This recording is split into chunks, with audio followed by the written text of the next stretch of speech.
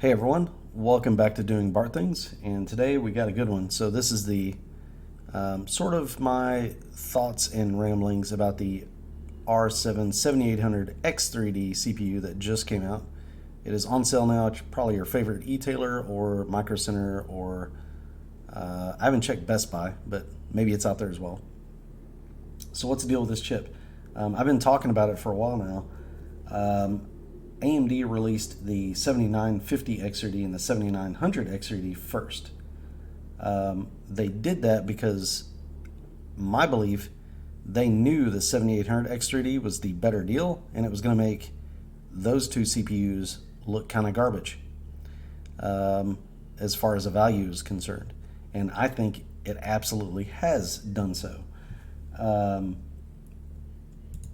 If you go and look at Gamers Nexus's review, I would highly suggest, let me like that, we need to like that. They really go into depth on frame timings and kind of how it works. But there are reviews where this chip just simply tops the charts. And I think there's some things in here that were making AMD try to avoid that. I found another video, I don't like this. There's a guy called Scatterbencher, and he overclocked. He managed to get to eke out a bit more frequency from the 7800 XRD. He thinks this one's actually the most tweakable one, and from watching this video, which is 36 minutes long, of him tweaking, I kind of think maybe it is. It was very, it's pretty interesting how even though you can't, or you're not supposed to be able to just manually clock it up, you can modify it in such a way that basically allows you to inside the BIOS. So good video to tweak out your 7800 XRD if you buy one. Here's the big thing. With the 7950 XRD and the 7900 XRD, you have to go get some specialized updates with Windows to make sure that the scheduler works. You have to basically, because what it does is when you game on this chip, it's two chiplets, okay? 8 cores with Vcache, 8 cores without Vcache. And what happens is when you run a game and it recognizes that you're running a game, and this is very important, it only will run the game on the Vcache cores. Some reviewers have been saying this chip is way higher clock frequency, so basically it clocks way up. It's 5.7 gigahertz. It's so much faster than the 7800 XRD. The truth is, in a game, it's not. It's not at all, because it has to use one of the V cores to get the most performance, and those Vcache chips, they do not clock to 5.7 gigahertz. They, in fact, only clock to just above 5 gigahertz, maybe 5200 megahertz, if it's an optimal title and situation that's not causing it to get too hot or pull too much voltage. So it's not 5.7 gigahertz that's advertised here, okay? You get the advertised 5.7 gigahertz boost from the cores that are not on the Vcache side, from just the regular cores. I've discussed previously kind of how these are laid out, and if you want to do some research on your own, just look up, AMD chips, and it's all over the place, like how their little chiplet design works. But I think this is the key, because a lot of reviewers are just saying, well, it clocks up higher, and so it's better, and it's like, well, no, like, it still doesn't clock up any higher than the 7800 XRD. The 7800 X3D, I think, got held back slightly because I think AMD gave it a little bit less voltage than these. Even though it's advertised at 120 watt TDP, I think they kept the voltage down on this guy. And you can see in this video, like when he goes through, he shows that really you can't do anything past 1.2 volts. 1.2 volts is pushing it. And for daily use, 1.15 is really where you want to be, which, again, just watch this video. He talks about this. This is a good video, but he really tweaks it. If out of the box this thing ran at 5.4 gigahertz, it would top all the charts, pretty much. It really would. So that's kind of the deal there. It still tops a lot of the charts, and for the price that it is the best chip, I think, for gaming that you can basically get your hands on. Now, having said that, I don't know, if you tweak this and then you tweak, say, a 13600K and you overclock it to 5.8 gigahertz, I don't know if it's still kind of as good of a value. Maybe it is, maybe it isn't. That's kind of debatable. I think it just comes down to what games do you play. Is kind of the biggest concern as far as performance. Because I think that you can make a case for some of the Intel processors. But there are some, I would say, majority of folks out there, like the processors you should be looking at if all you're building is a gaming rig are the 7800X3D, the 13700K, the 13600K, the 7700X as your choices for the top end, right? The 7700X and the 13600K can be had for kind of like a little bit lower price. And your next step up is going to be the 7800X3D and the 13700K. And in most circumstances, the 7800X3D, unless you're willing to run 7200 megahertz memory, which Bill Zoid, actually hardcore overclocking, he had a real nightmare with memory. And memory is something that always scares me. I hate having a jack with memory. I prefer just to set that up and have that stuff run. It's kind of a pain. But the Intel chips actually make a decent case for themselves. I would say, especially if you have a balanced workload, in other words, you're going to do some other stuff besides just game on it, Intel chips are really strong. I would definitely take a look at that. If you are purely just gaming, then it's a balanced discussion. I think the 7800X3D you really need to take a long, hard look at. If you just want a top flight gaming rig, you're going to get a big GPU. The 7800X3D is definitely, I think, just looking at the benchmarks and then how much, for example, Scatterbencher here gets after tweaking, how this is plug and play. You get that top flight performance of a 13700, 13900, but it's a pretty reasonable price in comparison to those. It kind of wins. But like I said, it's not a complete knockout. You should absolutely go and look title by title of the games that you play, look at benchmarks and see if that game benefits from the 3D V-cache. And I would almost say, if it does not, rather than the 7700X or 7700, I'm almost leaning towards the 13600K as the other sweet spot chip that you should take a look at. Down from that, the i5 13500, I think it is, and then the 7600X, are also good chips to look at if you're trying to get under $300. You're not going to notice much of a difference overall. But if you're doing that, then you probably have a limited budget on your GPU and that sort of thing.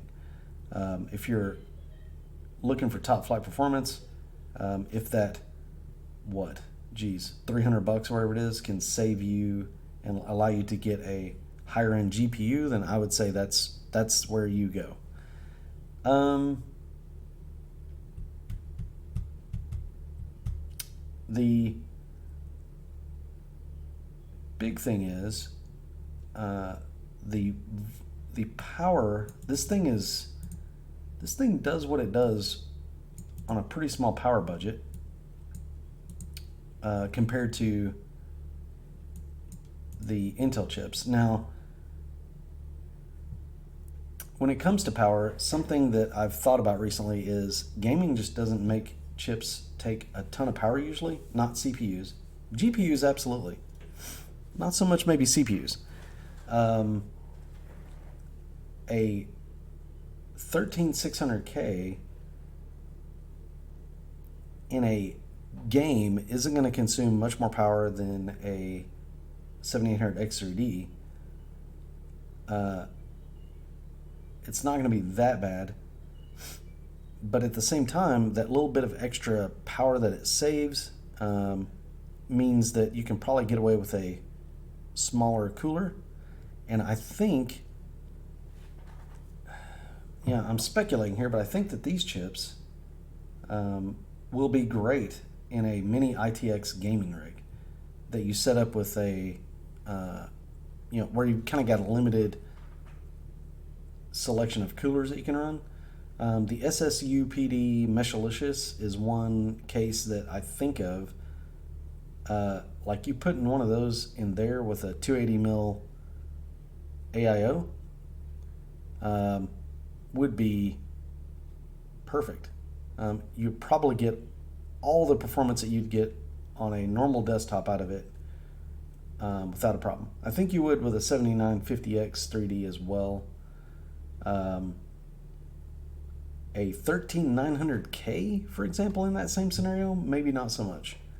Maybe. I mean, 280 mil coolers are no joke. But maybe. So I think that, like I said, your space limited builds from a CPU perspective in gaming are not going to be negatively impacted in any way, shape, or form by the heat produced by this CPU. And you're going to get pretty much the top flight performance you can get. So I think that that's a pretty big win from there. However, any of these X3D chips, I do not recommend when it comes to a more mixed workload if you're a professional. So if you have a need for a workstation, I don't know that I suggest these chips for a workstation. The 7950X or the 13900K I think will serve you better. I think even the 13600K in a professional workstation style environment would serve you better than a 7800 X3D. These are being marketed as gaming chips, and the reason for that is because the Vcache doesn't allow the chip to clock as high. If having the Vcache on there allowed these chips to clock as high, then I wouldn't see a reason for the X chips. And I think that's kind of what we've gotten to. I could very easily see a situation,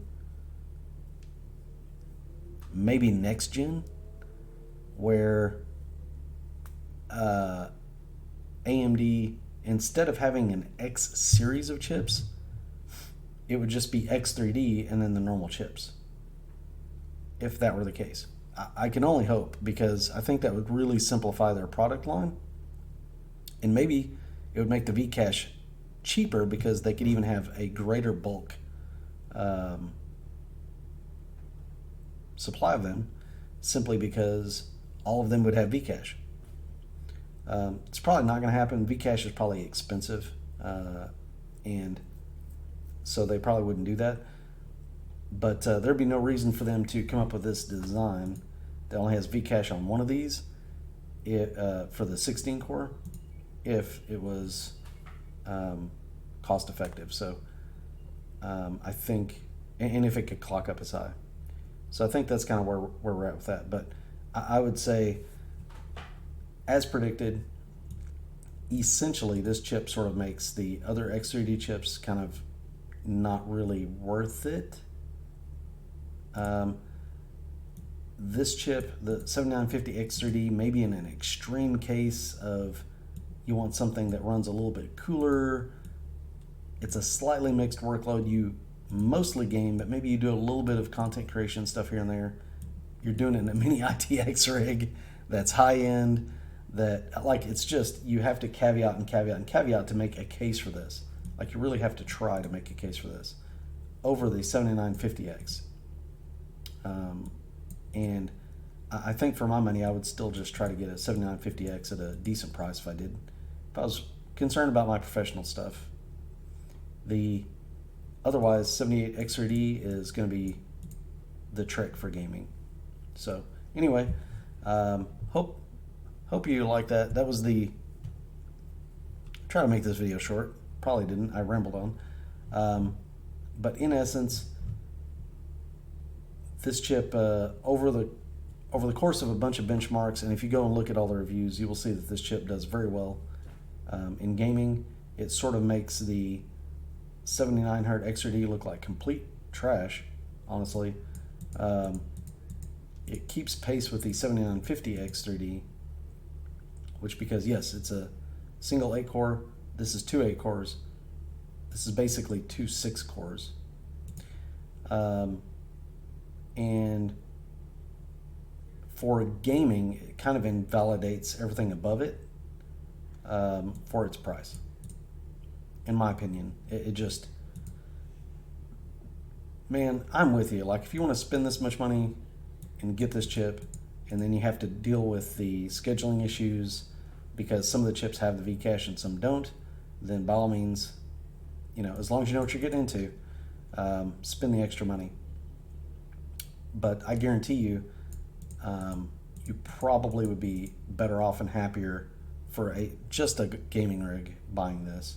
And that would be my 2 cents for everybody. But the other chips that need to be considered, and again, I would go title by title, try to see multiple reviews, is I would also consider the 13700K, the 13600K, maybe even the 7700X, you know, for just gaming machines. Professional workstation stuff, Intel probably wins at this point, just because you know, if you need more cores, they're going to give you more cores for the same money. Their multitasking is pretty good right now. If you just want to go AMD because, you know, you're an AMD fanboy or something, hey, more power to you. It's not like you're losing anything by going with the 7950X. It's 16 cores, 32 threads, for crying out loud. It's a really stout CPU.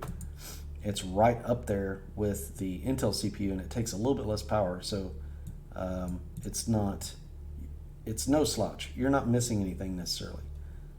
Where you're going to miss, stressing again, is if you build a gaming rig and you want a 3D chip, a Vcache chip, which is really good, and you buy one of these, this 12 core or this 16 core, I just wouldn't do it.